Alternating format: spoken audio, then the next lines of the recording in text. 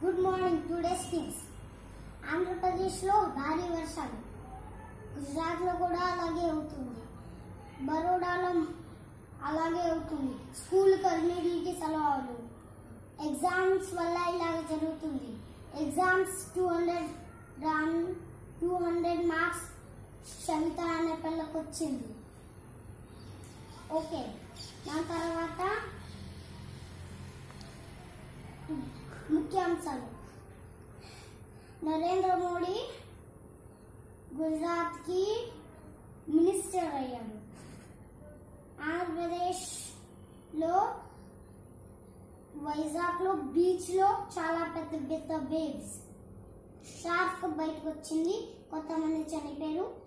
damage, హిమాలయాలలోకి ఎవరో plane నుంచి వెళ్తుంటే డ్యామేజ్ అయింది, పడింది కిందకి, కొంతమంది